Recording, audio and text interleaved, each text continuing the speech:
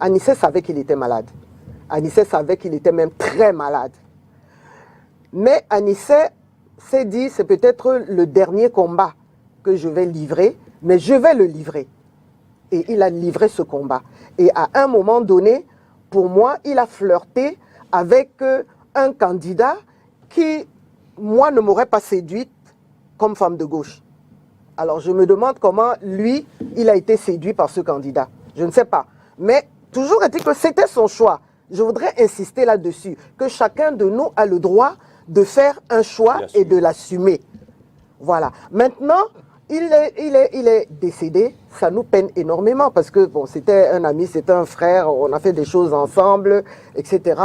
Mais est-ce que ça vient de son prénom? Parce que son père aussi, en lui donnant ce prénom d'Anissé, lui, il a pensé qu'il serait invincible, hein, qu'il ne sera jamais vaincu, qu'il était invincible. Mais finalement, il a été vaincu. Il a été vaincu par quoi? Par la mort. Par la mort. Vous savez, j'ai une amie qui accompagne les personnes qui sont en fin de vie. Et elle me dit qu'elle parle beaucoup avec ces personnes.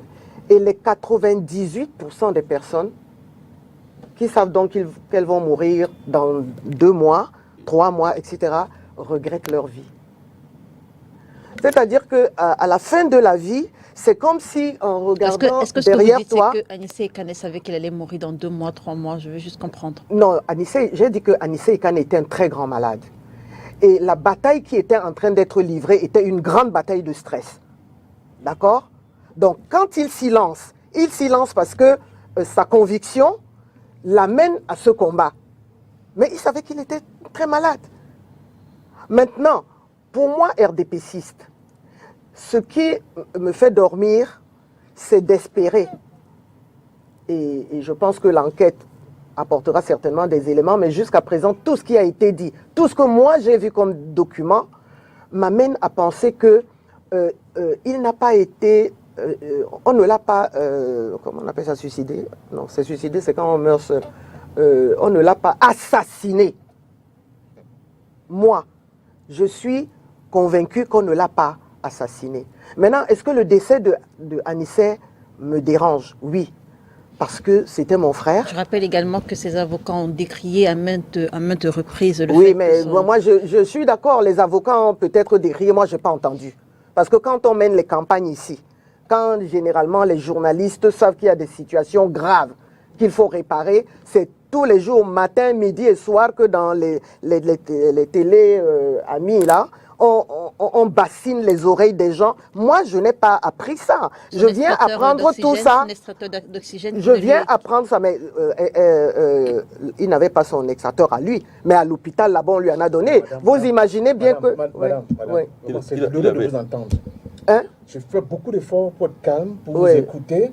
Mais là, je crois que vous commencez non, mais attendez, à déraper. non, je ne dérape pas. pas. Non, vous dérapez, madame. Non, attendez. Vous commencez à déraper sérieusement. Et ça, c'est... Je ne pense pas qu'on soit venu sur ce plateau, n'est-ce pas, pour expliquer les choix des uns des autres. Vous avez fait votre choix, vous l'assumez. Mais laissez-moi alors terminer. Non, mais parce que ça commence à être vraiment agaçant. Pourquoi est-ce que tu ne me laisses pas terminer? À vous écouter, surtout quand on sait pertinemment... Oui, Quand on sait pertinemment... que l'extracteur d'oxygène d'Anissé lui a été retiré et que c'est ça qui lui tenait. Non, mais c'est pas possible, madame. Ça ne lui a pas été retiré. Non, si, madame. Ça a été oublié. Si. Non, ça n'a pas été oublié. Ne justifiez pas l'injustifiable. C'est pas possible. Bon, je vous l'accorde. Non, c'est pas possible, ça. Vous pensez donc que Anissé a pu survivre pendant 32 jours sans oxygène? Pardon? Est-ce que vous pensez que Anissé, dans le centre de santé où il était privé d'oxygène? Mais qui vous l'a dit? Non, je te pose la question. Qui vous l'a dit, madame? Non, mais qu'est-ce que vous voulez justifier au fait? Je ne justifie rien. Non, vous voulez justifier quelque chose? Non, dites ce que vous voulez justifier. Je ne justifie rien et ne me culpabilise pas. Je vous culpabilise parce que vous en avez assez de nous taper sur la tête depuis que vous êtes là. Oui, mais quand j'entends que nous sommes très calmes. Non, vous n'êtes pas calme. Si, on l'est. Parce que vous êtes allé trop loin. Vous dites qu'on l'a assassiné. Il a été assassiné, madame. Alors, moi, vous pensez que moi, je dois être contente de ça? Si, il a été assassiné, madame. Vous en avez la preuve? Oui. Son extracteur d'oxygène a été retiré. C'est suffisant. Si vous en avez la preuve, voilà. Très bien. Si vous en avez la preuve, alors je dis, si Anissé a été assassiné, c'est malheureux. D'accord? Mais je ne sais pas si vous en avez la preuve. Très bien. Le fait que vous soyez du RDPC, non, le fait que vous avez choisi d'être du RDPC, ne doit pas vous amener à défendre l'indéfendable, madame. Non, il y a des faits. Le fait que vous soyez resté UPCiste ne doit pas vous amener à vous avez dit beaucoup de choses qu'on a avalées sans rien dire, mais là, je crois qu'on commence à aller trop loin. Merci. Vous nous obligez, en ce moment...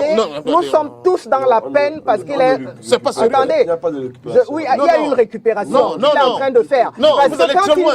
Non, très loin, c'est quoi? Vous allez très loin, madame. Vous niez les faits. Vous niez les faits. Non, toi, tu n'as pas les faits. Tu n'as pas les faits. Pardon? Vous les avez? Non. Vous les avez? Mais moi, je suis prudente.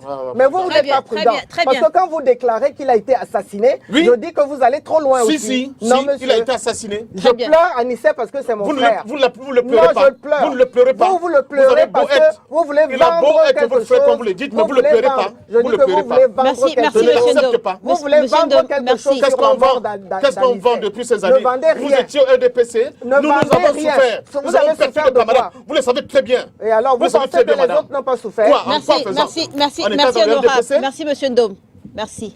Non, mais ça, c'est quoi cette histoire? Mais non, ça suffit comme ça. Merci, honorable. Mais c'est toi qui m'as arrêté, tu ne devais pas m'arrêter. Je devais t'arrêter parce que vous êtes trop loin. On prend l'extrait d'Anissé Kané. Moi, je dis que je n'accepterai jamais le terme honorable et monsieur Ndom. Honorable et monsieur Ndom. Je n'accepterai jamais le terme assassinat. Voilà. De l'école de l'UPC et du Malidem. Une école où j'ai fait mes premières armes politiques en clandestinité. Mon maître de stage, c'était Moukoko Priso et Samuel Makiti. Voilà, ça c'est mon diplôme dont je suis le plus fier. C'est là qu'est arrivée ma conscience politique, déclenchée par ma présence à l'assassinat par fusillade le 15 janvier 1971 d'Ernest Ouandjé devant une foule médusée, assistant à un macabre spectacle organisé par le pouvoir d'Aïdjo. Bon, alors, il y a un engagement formel et un engagement spirituel. D'accord. Dès que je suis sorti du spectacle macabre de l'assassinat de Ouandjé, en fait, j'étais déjà dans la lutte. Je suis allé continuer mes études en France et j'ai trouvé un cadre approprié de l'Union nationale d'étudiants du Cameroun, avec un qui était très proche de l'UPC combattante sous la direction de Wongui Massaga. Et très rapidement, j'ai matérialisé mes aspirations à la poursuite du combat de mes aînés.